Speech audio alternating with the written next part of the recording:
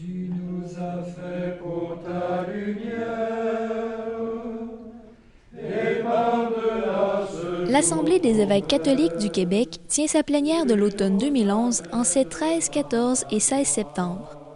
La plupart des 20 évêques diocésains du Québec sont présents à ce rassemblement de concertation, en plus des évêques auxiliaires du Québec et de l'évêque militaire du Canada, entre autres. En cette occasion, un nouveau président d'Assemblée a été élu en la personne de Monseigneur Pierre-André Fournier.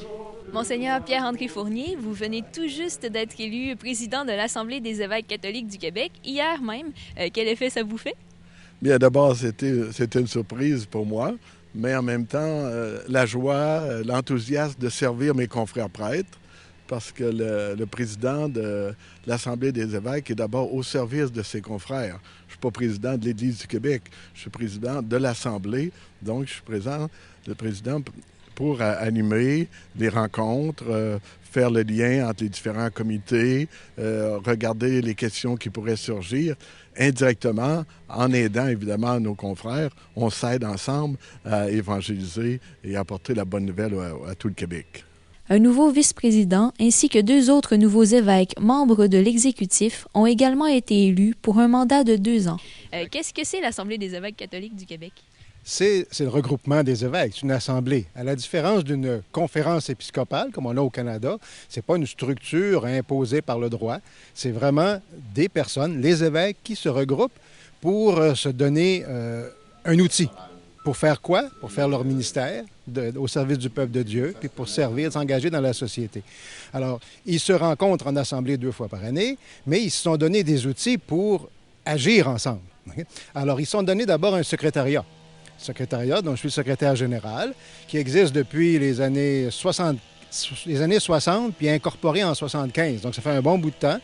Et avec un personnel, j'ai des adjoints, secrétaires, mais surtout, c'est les comités de l'Assemblée.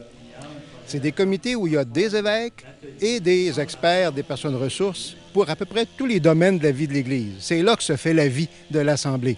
C'est là que les évêques, avec des experts, le comité de l'éducation, le comité de théologie, le comité des ministères, le comité des communications, et on en a là un bon nombre, c'est là qu'ils regardent la vie de l'Église, ils se donnent des moyens, ils s'entraident, les besoins qu'ils ont dans leur diocèse, et puis ils repartent ensuite. À partir des comités, on a des groupes partenaires. Ça, c'est les responsables diocésains dans chaque diocèse de 14 domaines différents. Là. Encore une fois, les chanceliers, les économes, les responsables de la formation, les responsables de communication, tout ce monde-là en réseau. Donc, l'Assemblée, avec son secrétariat, c'est un grand réseau qui va partout dans l'Église au Québec et qui permet aux évêques d'avoir des outils, des collaborateurs, puis d'agir.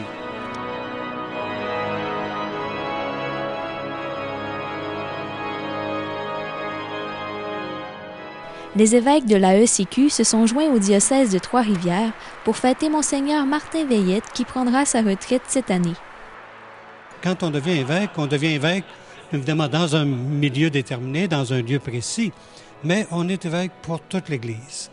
Alors que moi-même, ce matin même, je repensais à ça, puis je me disais, voilà, tout ce qui m'a été donné de vivre comme évêque, je ne l'aurais pas vécu si je n'avais pas été évêque. Là, ça ouvre des perspectives incroyables et je reste un peu comme étonné, émerveillé dans un sens, d'avoir que ça m'a été donné de puisse vivre ça.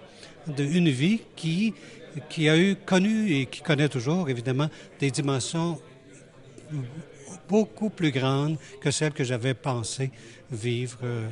Le cardinal Turcotte de Montréal participe également à l'une de ces dernières rencontres de l'Assemblée d'évêques. Qu'est-ce que ça vous a apporté, vous, de faire partie de cette assemblée? Bien, beaucoup, parce que, évidemment, d'abord, on apprend notre métier d'évêque ici. Hein? Quand on est jeune évêque, il n'y a pas d'école pour ça. Même si à Rome, on fait pratiquer les jeunes. Dans mon temps, moi, parce que ça va faire bientôt 29 ans que je suis évêque, on n'avait pas d'école. Alors, il fallait se lancer. L'autre point aussi, c'est que souvent, les évêques sont très isolés dans leur coin. Hein? On travaille toute l'année avec nos prêtres et tout ça. Et la perfection, elle n'existe pas, hélas.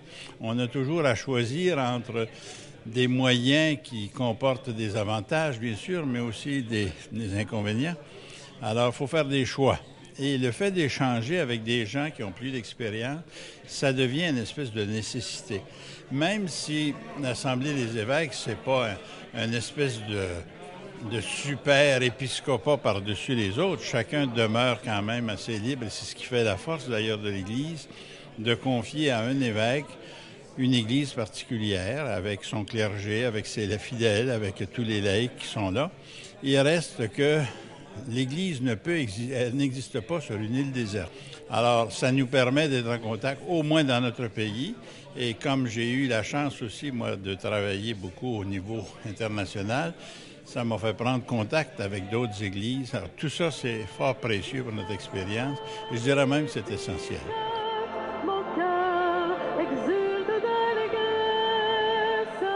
La prochaine plénière de l'Assemblée des évêques catholiques du Québec se tiendra au mois de mars 2012.